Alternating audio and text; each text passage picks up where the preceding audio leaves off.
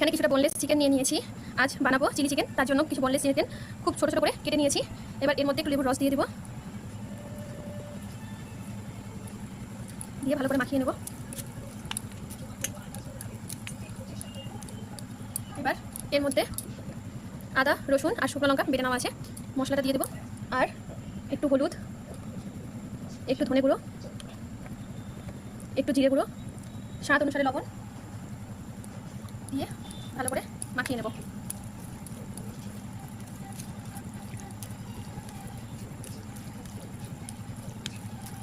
ভালো করে মাখিয়ে নিয়েছি।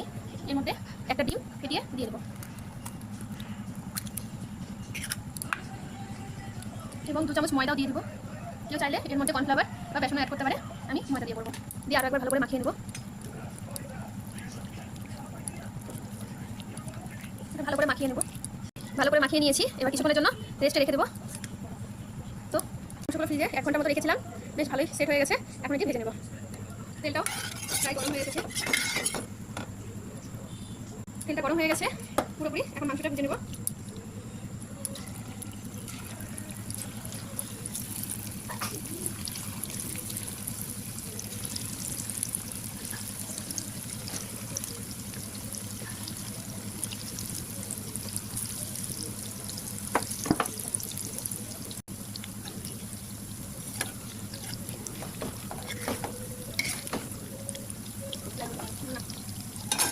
ভালো করে একটু সময় নিয়ে ভেজে নেব।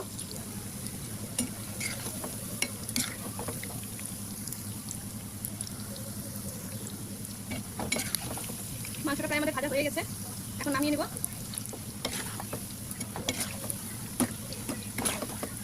তাওয়াটা গরম করে নিচ্ছি, প্রায় গরম হয়ে গেছে। এবার এর মধ্যে তেল দিয়ে দেবো। সাদা তেলই ব্যবহার করছি, আপনারা চাইলে বাটার ইউজ করতে পারেন, তাহলে আমি সাদা তেল দিয়ে করবো।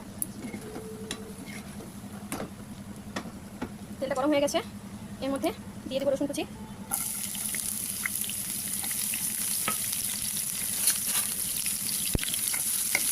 রসুনটা একটু ভেজে নেব।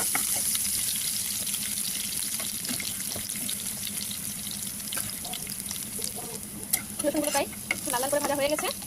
এখন এর মধ্যে ক্যাপসিকাম, পেঁয়াজ ও টমেটো একসাথে কাটা আছে,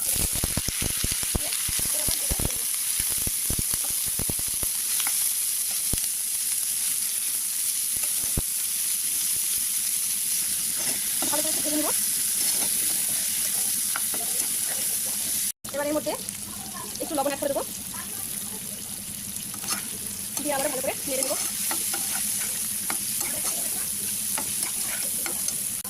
এবার এর মধ্যে টমেটো সস অ্যাড করে দেবো, চিলি সস অ্যাড করে দেবো, চিকেন মতো দিয়ে ভালো করে নেড়ে নেব।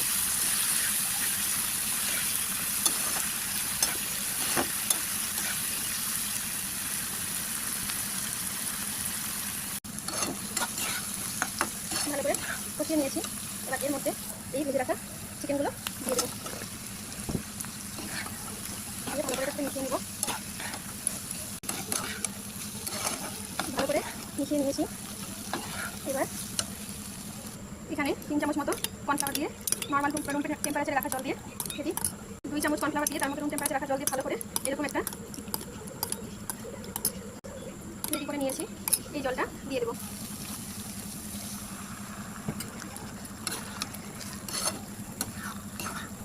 ভালো করে আর একবার মিশিয়ে নেব।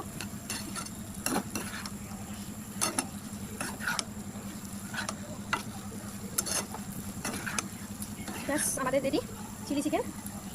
দেখো একবার, ভালো লাগলে অবশ্যই লাইক, কমেন্ট আর সাবস্ক্রাইব করতে অবশ্যই ভুলবে না।